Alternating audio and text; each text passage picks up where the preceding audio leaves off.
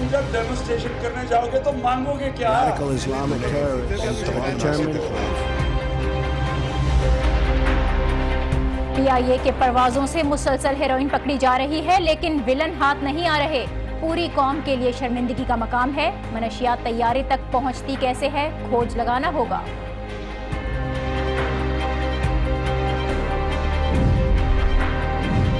जो काम हुकूमत और ऑपोजिशन ना कर सकी वो JIT ने कर दिया। पहली बार अदालत मुतमईन दिखाई दे रही है। तहकीकात की समत दुरुस्त है, लेकिन रफ्तार सुस्त नहीं पड़ना चाहिए।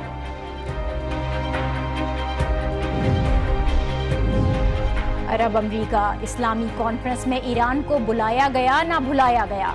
पाकिस्तान का सऊदी अरब और ईरान से ताल्लुकात में बैलेंस डगमगाता दिखाई दे रहा है।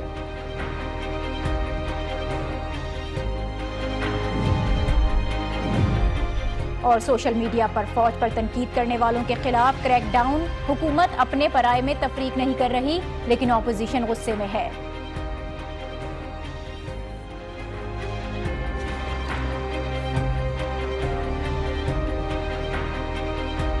अस्सलाम वालेकुम, आप देख रहे हैं न्यूज़ आवर विद नाजिया और मैं हूं नाजिया अशर। लंदन में PIA की परवाज से मनशियात बरामद हुए एक हफ्ता ही गुजरा है और आज फिर इस्लामाबाद एयरपोर्ट पर PIA की एक और परवाज से 20 किलो हेरोइन बरामद हुई है। ये परवाज भी लंदन ही जा रही थी। बहुत ही चौंका देने वाला अफसोसनाक वाक़या है, क्योंकि इसी महीने दूसरी बार कौमी एयरलाइन के जरिए मनशियात स्मगलिंग की कोशिश नाकाम हुई है और दोनों बार हेरोइन लंदन ही भेजी जा रही थी। ये मनशियात केटरिंग के सामान में छुपाई गई थी, जिसके बाद PIA के 5 अहलकारों को हिरासत में लिया गया। अब एडिशनल IG पंजाब हुसैन असगर की सरबराही में एक कमेटी तश्कील दे दी गई है, जो PIA के जरिए मनशियात में स्मगलिंग करने वालों का पता लगाएगी। इस वाक़े से PIA की बदनामी हुई है और ये वाक़या पाकिस्तान के लिए शर्मिंदगी का बाइस है। लेकिन ये सब कुछ पहली बार नहीं हुआ। पिछले साल 26 मई 2016 को भी कराची एयरपोर्ट पर PIA की परवाज से 27 किलो हेरोइन पकड़ी गई थी। इससे पहले एक साल पहले ही 15 मई 2015 को भी इसी किस्म का वाक़या टोरंटो एयरपोर्ट पर पेश आया, जहां कौमी एयरलाइन की परवाज को रोका गया, तलाशी ली गई और 5 किलो हेरोइन बरामद हुई। इस वाक़े पर PIA को जुर्माना भी भरना पड़ा था। इस वाक़े से फिर एक साल और पीछे जाएं तो 24 जुलाई 2014 को मैनचेस्टर एयरपोर्ट पर PIA की एयर होस्टेस के लैपटॉप से 70 लाख मालियत की हेरोइन पकड़ी गई। यानी PIA की परवाज से मनशियात की स्मगलिंग कई सालों से जारी है। हर साल बड़ी तादाद में हेरोइन पकड़ी जाती है, हर बार तहकीकात भी होती है, लेकिन ये सिलसिला रुक नहीं पा रहा है। इसके पीछे छुपे हुए नेटवर्क को तोड़ा नहीं जा सका है।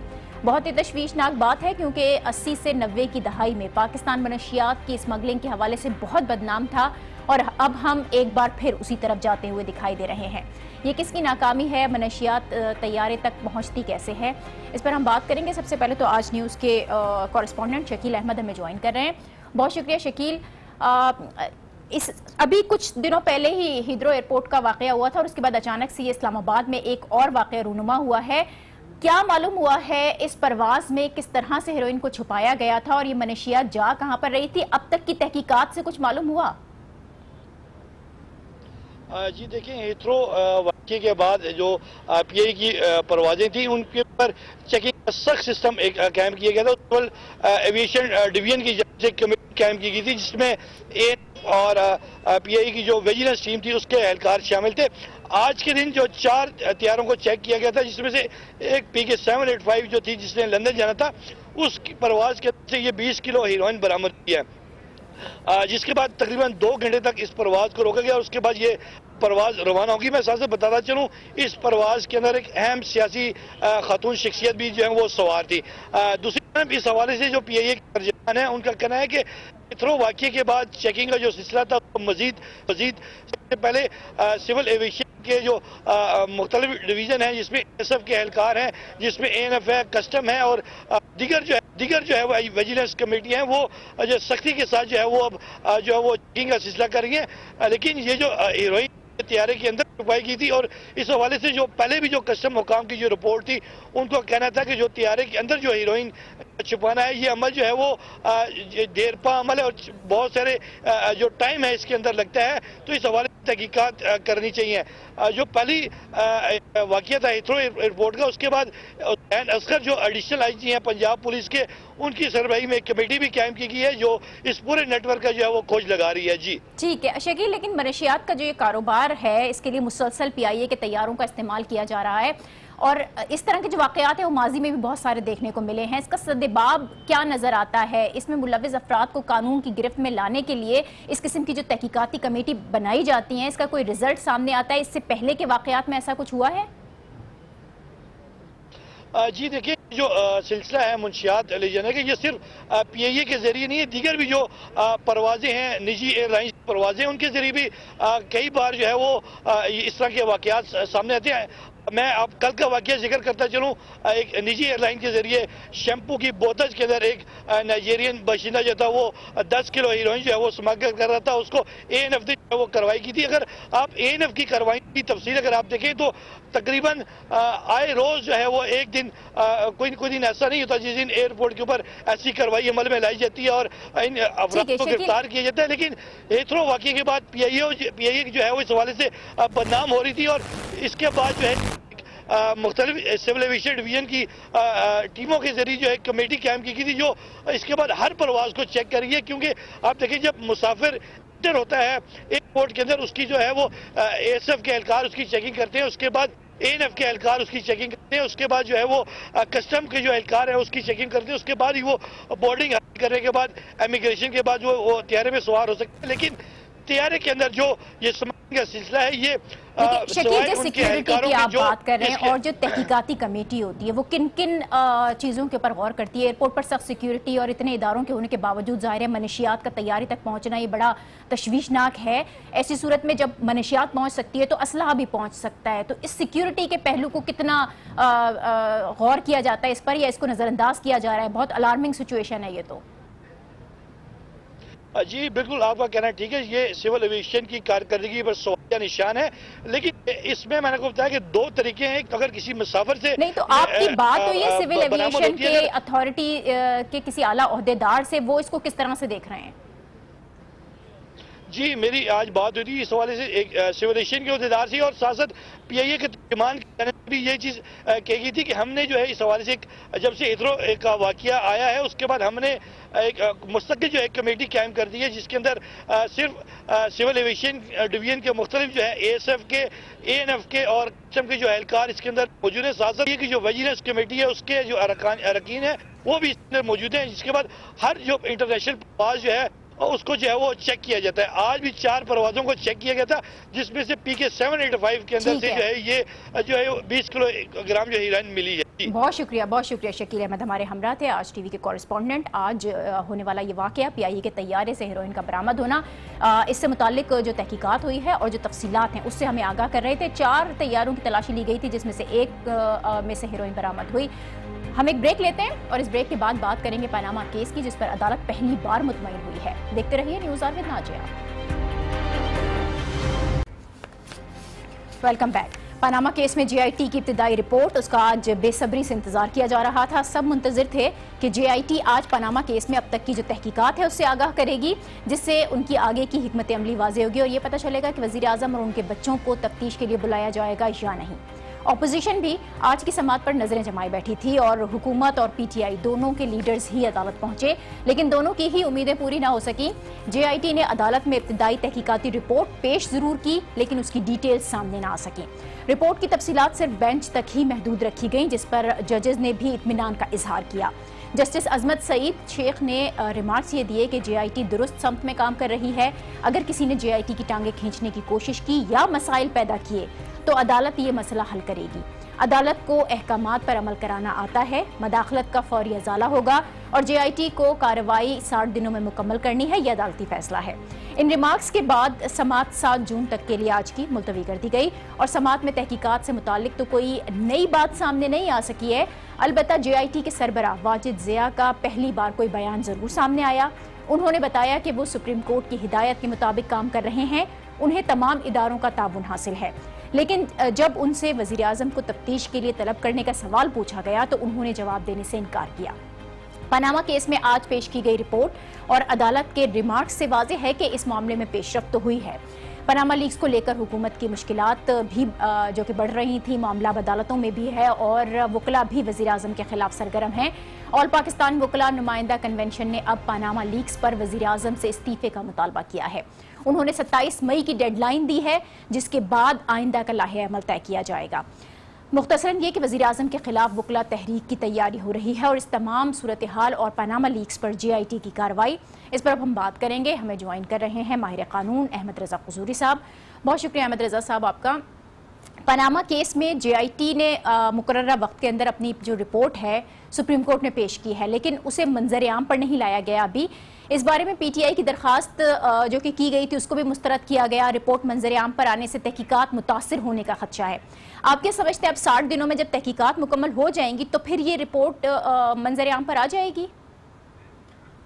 دیکھیں، بات یہ ہے کہ یہ جو مقدمہ ہے یہ کوئی اللہ دتا بنام چرابدین کا مقدمہ نہیں ہے، یہ ایک پبلک اہمیت کا مقدمہ ہے اور میں سمجھتا ہوں کہ اس دہائی کا بہت بڑا مقدمہ ہے، جس میں کہ پاکستان کے 20 کروڑ عوام کی کمٹمنٹ ہے، اس میں انٹرسٹ ہے، اس کو مانیٹر کر رہے ہیں اور عوام کی جو نگاہیں ہیں وہ عدالت کی دیواروں میں سے ایکسے کرتی ہوئی آپ کے کیمرے کے ذریعے اور آپ کی قلم کے ذریعے وہ وہاں پہنچ رہی ہیں اور وہاں سے وہ چیزیں انفارمیشن لے رہی ہیں۔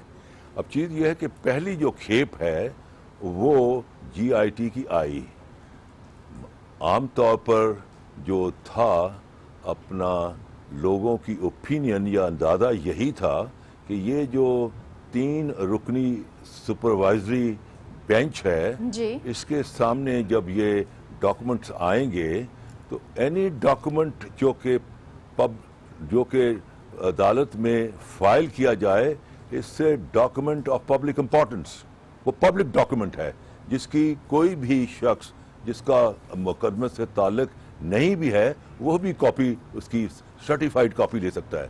تو چیز یہ ہے کہ پہلی کھیپ آئی ہے، اس کھیپ میں لوگوں نے اس چیز کو اسیس کرنا ہے کہ آیا جو GIT کی جو سمت ہے، ڈائریکشن ہے، وہ 13 سوالات کی روشنی میں صحیح سمت میں جا رہے ہیں۔ ٹھیک ہے، مثال طور پر اگر آپ کی سمت آپ نے جانا ہو کراچی اور آپ چل پڑیں پشاور تو جتنی مرضی تیز جا رہے ہیں آپ غلط سمت میں جا رہے ہیں۔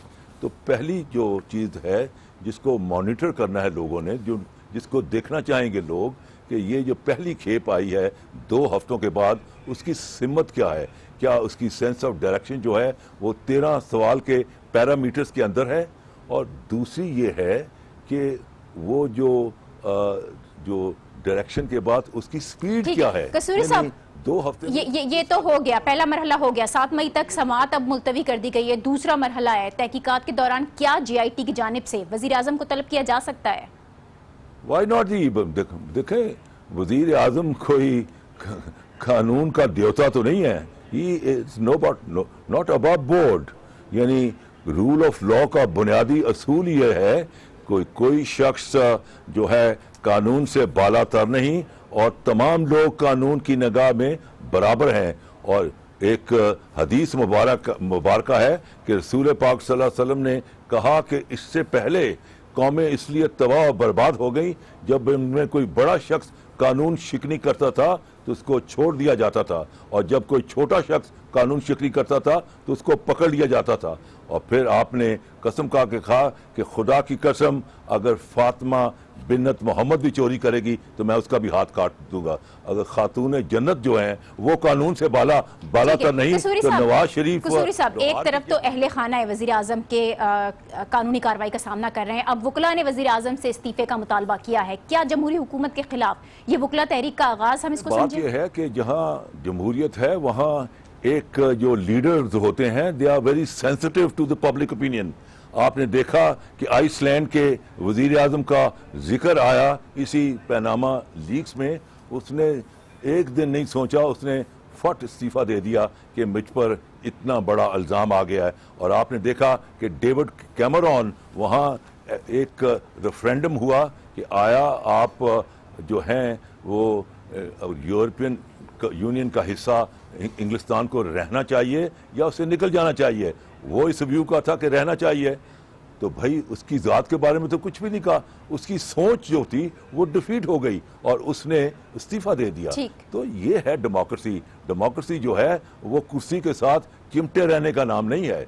तो यहाँ जो अब लॉयर्स जो आ रहे हैं, क्योंकि तकरीबन ऑलमोस्ट ऑल पार्टीज, तो एक आधी इधर उधर की पार्टीज जो हैं, उनके अलावा तमाम पार्टीज का एक मुतफिका फैसला है कि नवाज शरीफ, जिसको कि 2 जज साहिबान ने अपने फैसले में कह दिया ना ये सादिक है, ना ये अमीन है, ना ये सगेशियस है, बल्कि खाइन है, और बल्कि रिकमेंड किया सुप्रीम अपना इलेक्शन कमीशन को कि इसको डी नोटिफाई कर दिया जाए। और 3 जजेस ने ये नहीं कहा कि नवाज शरीफ सादिक भी है और अमीन भी है। 3 जजेस ने सिर्फ इतना कहा कि थोड़ा सा और सफा मिसल पर थोड़ा सा और एविडेंस आ जाए ताकि हमारे जो है पॉइंट ऑफ व्यू और स्ट्रॉन्ग हो जाए।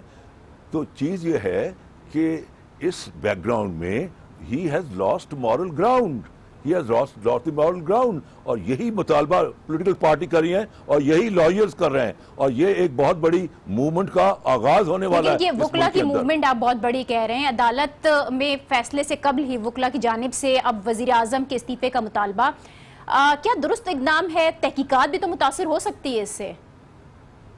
देखिए, बात यह है कि अदालती निज़ाम अपनी जगह है, सियासत अपनी जगह है। सियासत का जो है जुडिशल प्रोसेस से कोई ताल्लुक नहीं, जुडिशल प्रोसेस का सियासत से कोई ताल्लुक नहीं। ये दोनों डिफरेंट कंपार्टमेंट्स में मूव करते हैं। और चीज़ ये है कि वकला जो हैं बड़ी वोकल कम्युनिटी है। उनकी तमाम बारों ने, 152 पाक मुल्क की बारों ने ये मुतालबा कर दिया है कि मियाँ नवाज शरीफ आप अखलाकी जवाज़ खो बैठे हैं, लिहाजा आप इस्तीफ़ा दीजिए। तो अगर ये नहीं होता और ये हठ धर्मी से काम लेता है और अगर तसादम हो जाता है और पाकिस्तान के गली बाजारों में लहू बहता है, तो फिर जैसे कि भुट्टो के खिलाफ 9 सितारे जो थे PNA इकट्ठे हो गए, और जब भुट्टो ने हट धर्मी की और उसने इलेक्शन को कलरम करके नए इलेक्शन नहीं कराए, तो फिर क्या हुआ? 5 जुलाई 1977 उसमें से निकला ज़ियाउल हक। और अब भी अगर ना हुआ तो थर्ड पार्टी इंटरवेंशन। आप लॉयर्स मूवमेंट की तो बात कर रहे हैं, ऑपोजिशन जमातें भी हैं, वो तो शुरू से वज़ीर आज़म के इस्तीफे का मुतालबा कर रहे थे। अब वकला उसमें शामिल हो रहे हैं, जबकि हुकूमत इस मुतालबे को ज़ाहिर सुनने को फिलहाल तो तैयार नहीं है। लेकिन क्या अदालती फैसला नहीं हो सकता? हमें महाज आराई की सियासत की तरफ बात यह है कि ये अब सारा दारो मदार जो है इसका जिम्मेदारी नवाज शरीफ पर होगी तारीख में। अगर देखें, ये वो लोग हैं जो थकते नहीं हैं कि जमहूरियत जमहूरियत जमहूरियत, निज़ाम ख़तरे में है। एक इन सारे लोगों ने, इनमें पीर पार्टी भी शामिल है, इन्होंने एक खंदक खोद रखी है जिसका नाम रखा हुआ है जमहूरियत, और दूसरी खंदक का नाम रखा हुआ है निज़ाम। जब इन पर एहतसाब की गोलाबारी शुरू होती है और डिमांड आता है, तो ये उस खंदक में छुप जाते हैं और कहते हैं निज़ाम ख़तरे में है, जमहूरियत ख़तरे में है। नज़रियत ख़तरे में है ना, निज़ाम ख़तरे में है। अगर कोई चीज़ ख़तरे में है तो इनके डाके ख़तरे में हैं, इनकी चोरियां ख़तरे में हैं, इनका जो एक ख़ानदानी निज़ाम इन्होंने कायम किया हुआ है मारूसी, वो निज़ाम टूटता हुआ नज़र आता है। इसलिए ये शोर मचाते हैं। लिहाजा अब मियाँ नवाज शरीफ की जिम्मेदारी है, अगर सचमुच वो जमहूरियत से अकीदत रखता है, इस्तीफा दे दे। बहुत शुक्रिया अहमद रजा कसूरी साहब हमारे हमरा थे। पनामा केस और इससे मुतालिक तहकीकाती कमेटी की जो रिपोर्ट आज पेश की गई उस पर इज़हार ख्याल कर रहे थे। हम एक ब्रेक लेते हैं और इस ब्रेक के बाद अरब अमेरिका इस्लामिक कॉन्फ्रेंस की बात होगी। Keep watching news our with Nazia. Welcome back. अमरीकी सदर डोनाल्ड ट्रंप कल तक सऊदी अरब में थे और अब उनकी परवाज़ इसराइल पहुंच चुकी है। पहली बार रियाद से किसी परवाज़ ने सीधा तल अवीव का रुख किया है।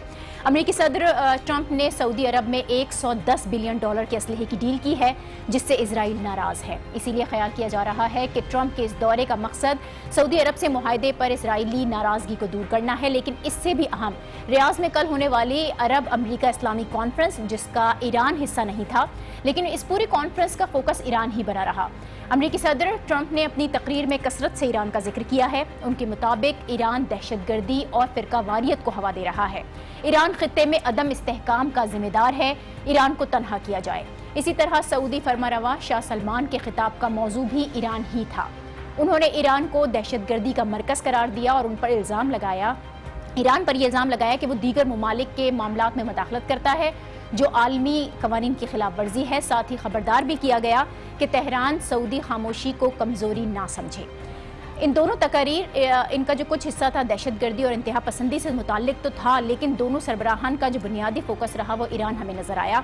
पाकिस्तान भी इस कॉन्फ्रेंस का हिस्सा था, बिल्कुल उसी तरह जिस तरह से दीगर 50 इस्लामी ममालिक के सरबराहान यहाँ पर शामिल थे। उन्हें शिरकत की दावत मिली थी, लेकिन खिताब का मौका नहीं मिला। अलबत्ता वज़ीर आज़म नवाज शरीफ की साइडलाइन मुलाकातें ज़रूर हुई हैं, जिसमें उन्होंने अपना मौक़िफ़ पेश करने की कोशिश की, जिसके बाद अब वो मदीना मुनव्वरा चले गए हैं।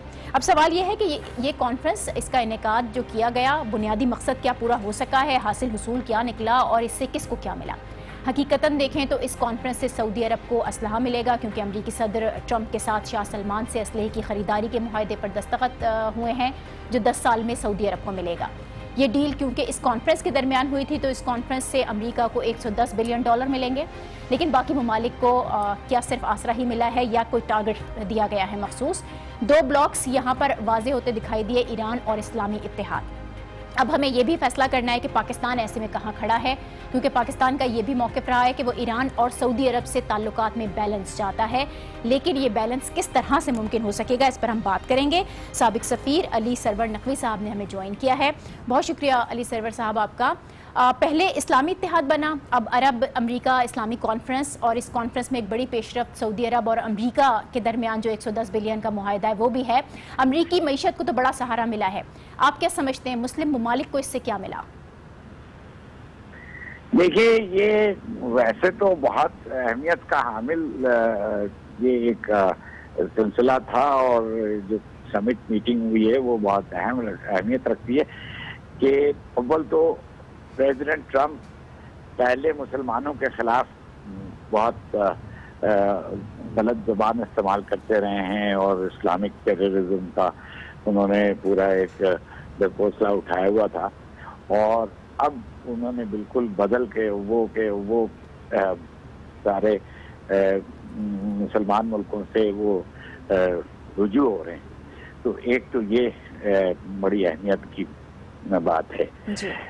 लेकिन जो आपने जो बात की है वो भी बिल्कुल दुरुस्त है कि ये ईरान के खिलाफ जितनी बातें वहाँ पे उस कॉन्फ्रेंस में हुई हैं वो इस खित्ते के अमन और इस्तेहकाम के लिए अच्छा नहीं है, इसलिए कि सारी 2 बातें गलत हैं। एक तो ईरान के खिलाफ जो बातें हुई हैं, और दूसरे जो दहशतगर्द हैं उनके बारे में कहा गया कि वो सब क्रिमिनल्स हैं और उनके खिलाफ जंग होनी चाहिए। अब ये नहीं गौर किया सदर ट्रंप ने, ना ही शाह सलमान ने, कि ये जो दहशतगर्द हैं ये इनकी मुहिम है, इनकी 2 मुहिम अहम मुहिम है, और भी ज़्यादा और भी हैं। नैरेटिव है और उनकी एक आइडियोलॉजी है। वो क्रिमिनल अगर कहकर उनको कंडेम कर देना वो काफ़ी नहीं है, क्योंकि उनकी जो नैरेटिव है उसको कॉम्बैट करने की ज़रूरत है। उसके मुकाबले में एक नई नैरेटिव खड़ी करने की ज़रूरत है, तभी ये मसला हल होगा।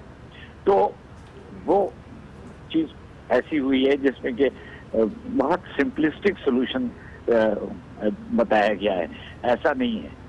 ठीक है अली सरवर साहब, लेकिन जो हम ईरान की बात कर रहे थे, अब ईरान को लेकर जब भी पाकिस्तान से मुताल्लिक बात हुई है, पाकिस्तानी हुकाम हमेशा से ये कहते रहे, हुकूमत ये कहती रही है कि हम तवाज़ुन लेकर आएंगे। अब इस तरह से हमारी वहाँ पर शिरकत और ईरान से मुताल्लिक जो इजहार ख्याल किया गया इतने बड़े फोरम पे, उसके बाद आपको लगता है कि हम उस तवाज़ुन को बरकरार रख पाएंगे? नहीं रख पाएंगे। लेकिन मैं अपनी दूसरी बात भी ख़त्म कर लूँ। जी कहिए। ईरान, एक तो जो दहशतगर्द हैं उनके खिलाफ जो बातें हुई हैं उसमें बहुत सिंपल एक वजह बताई गई है जो कि नहीं है, और दूसरे ईरान को गहवर बनाया गया है, महवर बनाया गया है दहशतगर्दी का और टेरर फाइनेंसिंग का और इंस्टिगेशन ऑफ टेरर का। ये उस लिहाज से तो और भी बहुत से ममालिक हैं मुसलमान मुल्कों में जो कि टेरर फाइनेंसिंग कर रहे हैं और वो भी दहशतगर्दी को प्रमोट कर रहे हैं। तो صرف ایران کو سنگل آؤٹ کرنا یہ بہت غلط ہے، اور اس وجہ سے یہ توازن جو پاکستان نے برقرار رکھا تھا، اور اب بھی اللہ کرے کہ ہم یہ توازن برقرار رکھیں کہ سعودی عرب اور ایران کے درمیان جو ڈفرینسز ہیں جو اس کو ہمیں برج کرنا چاہیے، اور اس کی یہ جو سیاسی جو پہلو اس کا جو ہے کہ صرف ایران کو ہی برا کہنا اور باقیوں کو کچھ نہیں کہنا، وہ توازن ڈسٹرب ہو رہا ہے، اور یہ ایک سیاسی فیکٹر ہے۔ یہ سیاسی فیکٹر جب تک صحیح طرح سے نہیں دیکھا جائے گا وہ بیلنس نہیں آئے گا جو کہ ہونا چاہیے۔ ابھی جس طرح سے آپ فرما رہے ہیں کہ ایک برج بننا چاہیے پاکستان کو سعودی اور ایران تعلقات کے درمیان، جس وقت جنرل راحیل شریف یہاں سے جا رہے تھے اس وقت بھی اسی قسم کی باتیں ہوئی تھی کہ پاکستان اس برج کا کردار ادا کرے گا، لیکن اب جو سچویشن سامنے آ رہی ہے اس میں ایسا لگ نہیں رہا۔ کس طرح سے ممکن ہو سکے گا یہ برج اس لیے نہیں ممکن لگ رہا ہے کیونکہ ایک تو راحیل شریف نے وہ کمانڈ ایکسیپٹ کر لی ہے جو مسلم کولیشن فورس بننی ہے، اور اس کا کمان انہوں نے اب اختیار کیا ہے۔ تو میں سمجھتا ہوں کہ ایک تو وہ، اور دوسرے اس کانفرنس میں پاکستان کا شریک وہ توازن کے لیے اچھا نہیں ہے۔ تو دو باتیں ایسی پاکستان نے کی ہیں جس کی وجہ سے پاکستان کی امپارشیلٹی یا غیر جانبداری جو ہے وہ مجروح ہوئی ہے، اور اس وجہ سے یہاں پہ بڑے مسائل کھڑے ہو جائیں گے، اور یہ اچھا نہیں ہوا ہے کہ پاکستان اس میں شریک ہو کر ایران کے خلاف جو پوری ایک کیمپین شروع ہو رہی ہے اس میں پاکستان بھی ایک طرح سے حصہ دار سمجھا جائے گا۔ ٹھیک ہے، بہت شکریہ علی سرور نقوی صاحب، سابق سفیر ہمارے ہمراہ تھے اور خیال کر رہے تھے۔ سعودی عرب سے امریکی صدر ٹرمپ اب سمٹ میں شرکت کرنے کے بعد اسرائیل جا پہنچے ہیں۔ ہم اپنی دوسری سٹوری کی طرف آتے ہیں اور بات کرتے ہیں سوشل میڈیا کی۔ پچھلے ہی ہفتے وزیر داخلہ چودھری نثار نے یہ خبردار کیا تھا کہ جو لوگ سوشل میڈیا پر ریاستی اداروں کو نشانہ بنا رہے ہیں ان کو نہیں چھوڑا جائے گا، ان کے خلاف کارروائی بھی ہوگی، اور اب یہ کارروائی ہوتی ہوئی نظر آ رہی ہے۔ سوشل میڈیا پر فوج سے متعلق اظہار رائے کرنے والوں کے خلاف کریک ڈاؤن کیا جا رہا ہے، اور آج ہی پشاور میں پی ٹی آئی کے سوشل میڈیا سیل کے دفتر پر بھی چھاپا مارا گیا۔ وہ لوگ جو ڈان لیکس اور کلبھوشن کے معاملے پر فوج کو تنقید کا نشانہ بنا رہے ہیں، فوج مخالف مہم چلانے میں فعال کہے جا رہے ہیں، اب ان کو حراست میں لینے کا سلسلہ شروع ہوا ہے۔ پچھلے چند دن میں 10 سے زائد افراد ایسے ہیں جن کو حراست میں لیا گیا، اسلام آباد ان کو منتقل کر دیا گیا ہے، جن میں P T I social media team کا حصہ سالار خان اور نون لیگ کے حامی ڈاکٹر فیصل رانجھا بھی شامل ہیں۔ سالار خان کو کوئٹہ میں ایف آئی اے نے ان کے لیپ ٹاپ اور موبائل فون کے ساتھ تفتیش کے لیے طلب کیا تھا، جس کے بعد انہیں حراست میں لے کر اسلام آباد منتقل کیا گیا، جبکہ ڈاکٹر فیصل رانجھا کامونکی سے حراست میں ان کو لیا گیا اور اسلام آباد لایا گیا، یعنی حکومت اس معاملے میں اپنے لوگوں کو بھی نہیں چھوڑ رہی ہے، انہیں بھی پکڑا جا رہا ہے۔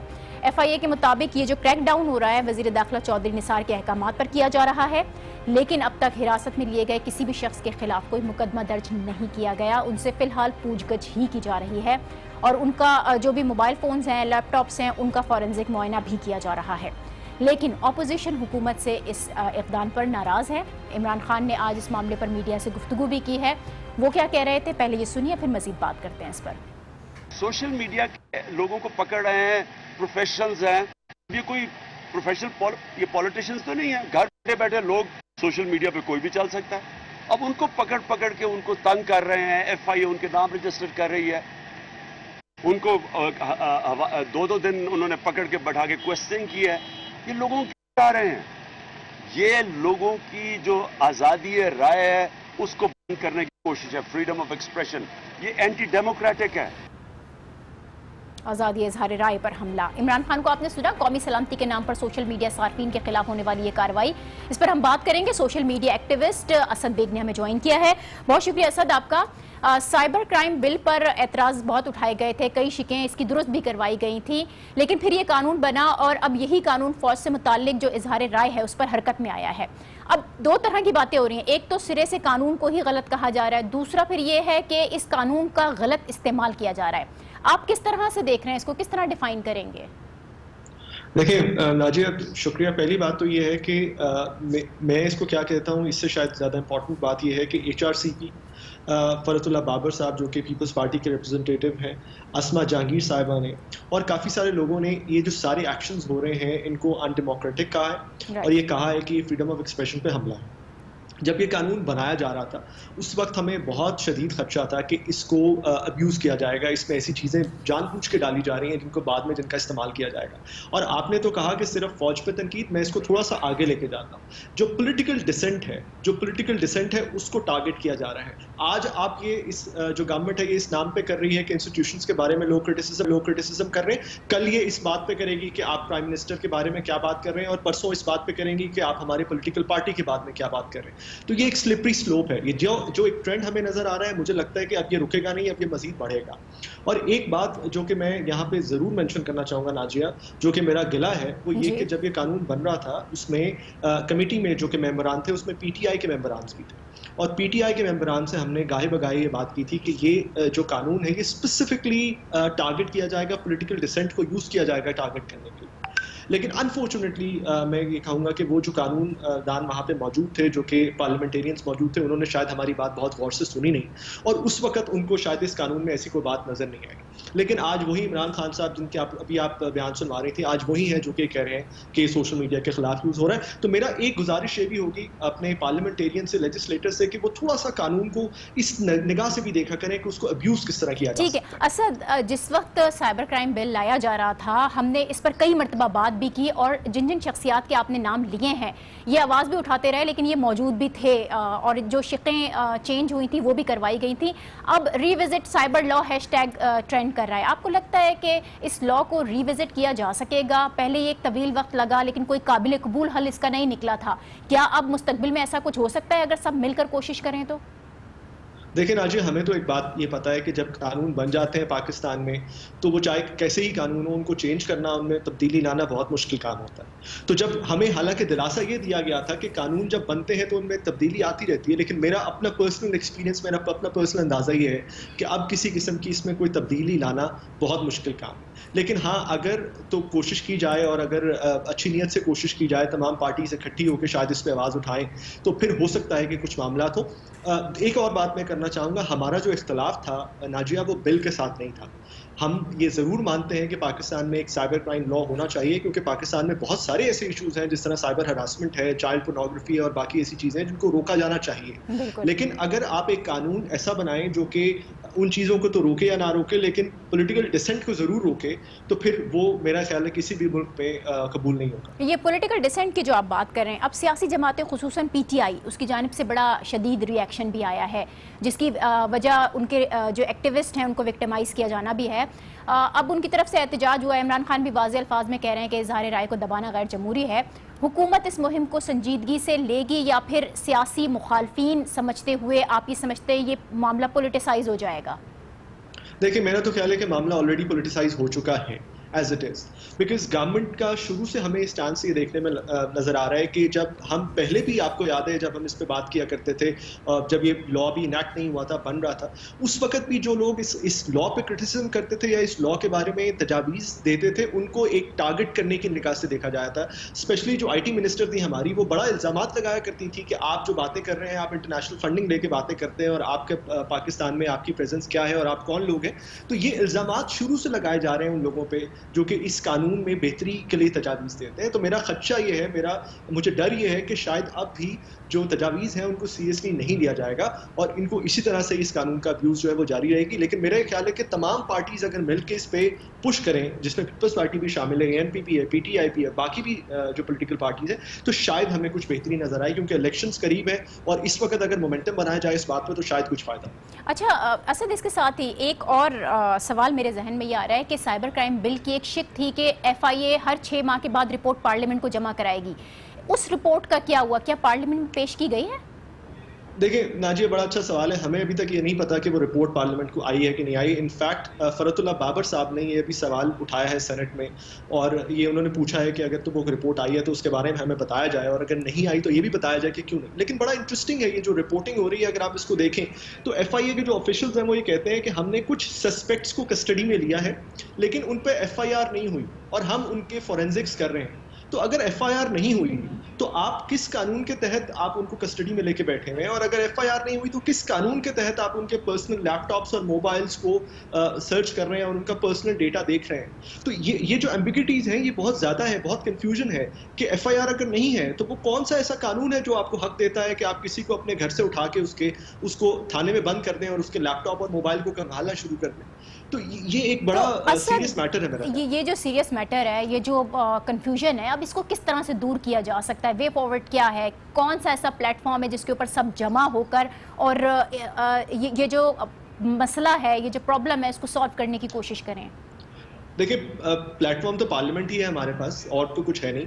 اور میرا یہ خیال ہے کہ اب لا میکرز جو ہمارے ہیں, پیپلز پارٹی سے اسپیشلی وہ لوگ جو ایکٹیو تھے جب یہ سول سوسائٹی کیمپین کر رہی تھی آن سائبر کرائم لا, تو وہ لوگ جو ایکٹیو تھے وہ میرا خیال سے سوال اٹھانا شروع کریں اپنی اپنی کمیٹیز میں, ہیومن رائٹس کمیٹی میں, آئی ٹی کمیٹی میں, کہ یہ جو امپلیمنٹیشن ہو رہی ہے اس قانون کی یہ کس طرح سے ہو رہی ہے. یہ جو ایف آئی اے ابھی فرت اللہ بابر صاحب نے ایک اسٹیٹمنٹ دی ہے کہ 1000 سے زیادہ کیسز ہوئے ریسنٹلی, تو وہ 1000 سے زیادہ کیسز کون ہے, آپ نے کیا کن لوگوں کو اریسٹ کیا ہے, کس بیسس پہ اریسٹ کیا ہے, کیا اس میں ایف آئی آر ہوئی ہے, ان کی انویسٹیگیشن کیا ہو رہا ہے, فورینزکس کیسے ہو رہی ہیں, اور وہ کس طرح سے ان کے بارے میں فیصلے ہوں. تو میرا خیال ہے کہ یہ جو لا میکرز ہمارے جو لیجسلیٹرز ہیں اپنی اپنی کمیٹیز میں اگر یہ سوال اٹھانا شروع کریں, پارلیمنٹ میں نیشنل اسمبلی کے فلور پہ اس پہ اٹھائیں, سینٹ میں بات کریں, تو پھر کچھ شاید اس پہ ہمیں ٹریکشن ٹھیک ہے. ٹھیک ہے, بہت شکریہ. اسد بیگ ہمارے ہمراہ تھے, سوشل میڈیا ایکٹیوسٹ, اپنا اظہار خیال کر رہے تھے.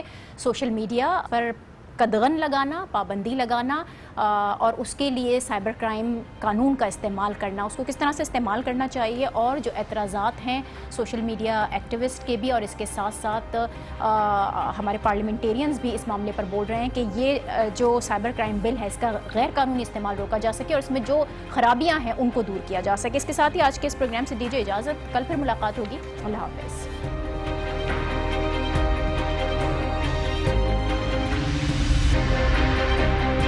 کرنوں پڑھنے کے لیے ہمارے پاس وقت نہیں ہے.